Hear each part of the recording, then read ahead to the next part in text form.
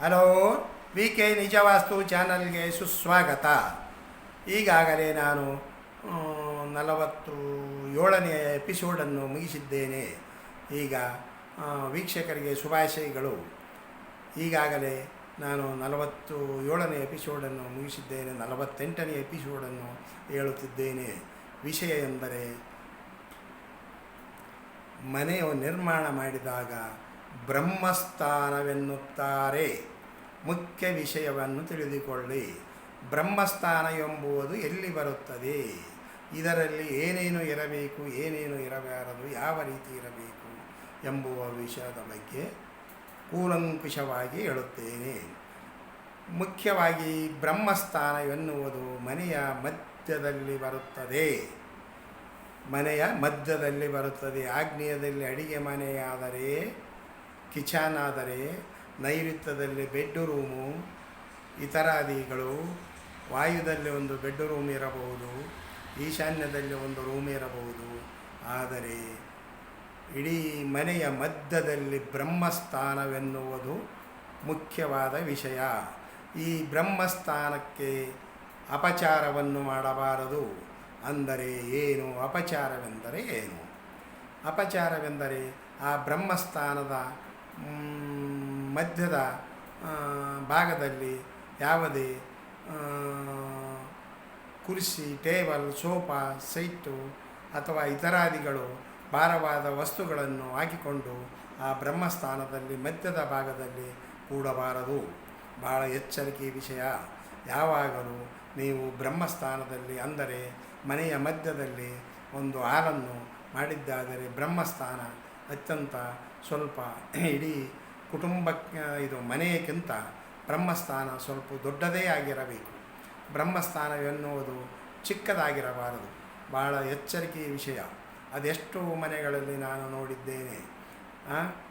ಹಾಲೆಂಬುದು ಮಧ್ಯದಲ್ಲಿ ಚಿಕ್ಕದಾಗಿ ಮಾಡಿರುತ್ತಾರೆ.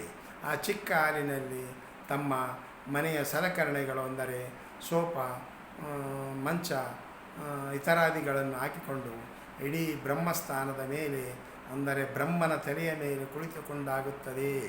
ಇದು ಭಾಳ ಎಚ್ಚರಿಕೆಯ ವಿಷಯ. ಇದು ಈ ರೀತಿ ಮಾಡಿದ್ದೇ ಆದರೆ ಆ ಮನೆಯಲ್ಲಿ ವಾಸಿಸುವವರು ಕಷ್ಟ ನಷ್ಟಗಳಿಗೆ ಅನುಭವಿಸುತ್ತಾರೆ. ಅದಕ್ಕೆ ತಾವು ಈ ಬ್ರಹ್ಮಸ್ಥಾನವೆಂಬುವುದನ್ನು ಎಂದು ಅದಕ್ಕೆ ಒಂದು ತೊಂದರೆಯಾಗಬಾರದ ಹಾಗೆ ತಾವು ಒಳ್ಳೆಯ ರೀತಿಯಲ್ಲಿ, ಅಂದರೆ ಮನೆಯ ಮಧ್ಯಭಾಗದಲ್ಲಿ ಬ್ರಹ್ಮಸ್ಥಾನದಲ್ಲಿ ಹಾಲಿನಲ್ಲಿ ತಮ್ಮ ಸೋಫಾ ಮಂಚಗಳನ್ನು ನಿರ್ಮಿಸಿದರೆ ಆ ಮಧ್ಯಭಾಗಕ್ಕೆ ಬರುವ ಹಾಗೆ ಹಾಕಬಾರದು, ನಿರ್ಮಿಸಬಾರದು. ಯಾವುದೇ ಕಾರಣಕ್ಕೂ ಆ ಬ್ರಹ್ಮಸ್ಥಾನದ ಮಧ್ಯಭಾಗದಲ್ಲಿ ತಾವು ಮನೆಯ ಒಡೆಯರಾಗಲಿ ಒಡತಿಯರಾಗಲಿ ಒಂದು ಕುರ್ಚಿ ಆಗಲಿ ಚೇರ್ ಆಗಲಿ ಅದನ್ನು ಹಾಕಿಕೊಂಡು ಕುಳಿತುಕೊಂಡು ಅದಕ್ಕೆ ಭಾರವೆನಿಸಿದರೆ ಅಲ್ಲಿ ವಾಸಿಸುವವರು ಅದೆಷ್ಟು ಕಷ್ಟ ನಷ್ಟಗಳಿಗೆ ಅನುಭವಿಸುತ್ತಾರೆ, ಅದೆಷ್ಟು ತೊಂದರೆಗಳು ಆಗುತ್ತವೆ ಎಂದರೆ ಹೇಳದೇ ತೀರದು. ಕೆಲವೊಬ್ಬರು ತಾವು ಏನು ಮಾಡುತ್ತಾರೆಂದರೆ, ಇಡೀ ಬ್ರಹ್ಮಸ್ಥಳದಲ್ಲಿ ಒಂದು ಅಡಿಗೆ ಮನೆಯಾಗಲಿ ಅಥವಾ ಟಾಯ್ಲೆಟ್ ರೂಮ್ ಆಗಲಿ ಅಥವಾ ಬಾತ್ರೂಮ್ ಆಗಲಿ ಅಥವಾ ಇತರಾದಿಗಳಾಗಲಿ ಮಾಡಿದ್ದು ನಾನು ನೋಡಿದ್ದೇನೆ. ಅದಕ್ಕೆ ಈ ರೀತಿ ಏನಾದರೂ ಮಾಡಿದರೆ ಆ ಬ್ರಹ್ಮಸ್ಥಾನಕ್ಕೆ ಅಪವ್ಯಯ ಮಾಡಿದಂತಾಗಿ ಅದು ಬಹಳ ತೊಂದರೆಗೆ ಸಿಲುಕುತ್ತದೆ ಆ ಕುಟುಂಬ ಎಂದು ಹೇಳುತ್ತೇನೆ.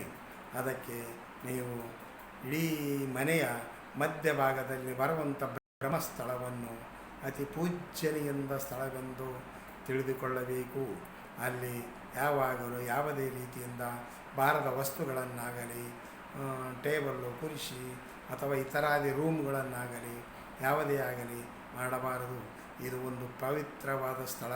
ಅದಕ್ಕೆ ಈ ಬ್ರಹ್ಮಸ್ಥಾನಕ್ಕೆ ತಾವು ಒಳ್ಳೆಯ ರೀತಿಯಿಂದ ನಿರ್ಮಿಸಿ, ಒಳ್ಳೆಯ ಸಲಕರಣೆಗಳನ್ನು ಇಟ್ಟು, ಒಳ್ಳೆಯ ಚೆನ್ನಾಗಿ ಬ್ರಹ್ಮಸ್ಥಾನವನ್ನು ಚೆನ್ನಾಗಿ ಇರುವಂತೆ, ಅಂದರೆ ಸಲಕರಣೆಗಳನ್ನು ಚೆನ್ನಾಗಿ ನೋಡಿ ಇಟ್ಟುಕೊಂಡು ಯುಜ್ಜಣಿಯಿಂದ ಕಾಣುವ ಹಾಗೆ ನೋಡಿಕೊಳ್ಳಬೇಕೆಂದು ನಾನು ಹೇಳುತ್ತೇನೆ. ಅದಕ್ಕೆ ಈ ಬ್ರಹ್ಮಸ್ಥಾನದ ಬಗ್ಗೆ ಭಾಳ ಅದೆಷ್ಟು ಜನರು ಮನೆಯಲ್ಲಿ ಮನೆಯ ಎಂಥದ್ದೇ ನಿರ್ಮಿಸಿದರೂ ಮಧ್ಯದಲ್ಲಿ ಹಾಲು ಎನ್ನುವುದು ಇರುವುದೇ ಇಲ್ಲ.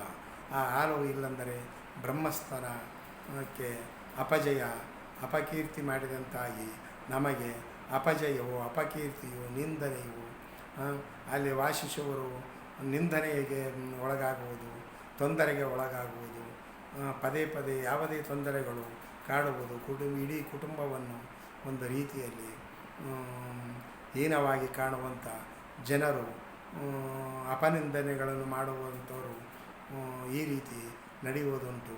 ಅದಕ್ಕೆ ತಾವು ಈ ಬ್ರಹ್ಮಸ್ಥಾನ ಎಂಬುವುದಕ್ಕೆ ಒಳ್ಳೆಯ ಬೆಲೆಯನ್ನು ಕೊಟ್ಟು ತಾವು ಅಲ್ಲಿ ಮನೆಯ ಹಾಲಿನಲ್ಲಿ ಮುಖ್ಯವಾಗಿ ಸ್ವಚ್ಛಂದವಾಗಿ ಇಟ್ಟುಕೊಂಡು ಇರಬೇಕೆಂದು ಹೇಳುತ್ತೇನೆ. ಈಗ ನನ್ನ ಈ ವಿಡಿಯೋಗೆ ಲೈಕ್ ಮಾಡಿ, ಶೇರ್ ಮಾಡಿ, ಸಬ್ಸ್ಕ್ರೈಬ್ ಮಾಡಿ, ಕಾಮೆಂಟ್ ಮಾಡಿ, ಇತರರಿಗೆ ಸಬ್ಸ್ಕ್ರೈಬ್ ಮಾಡಿ, ಇತರರಿಗೆ ಶೇರ್ ಮಾಡಿ ಎಂದು ಹೇಳುತ್ತಾ ನನ್ನ ವಿಡಿಯೋವನ್ನು ಮುಗಿಸುತ್ತೇನೆ.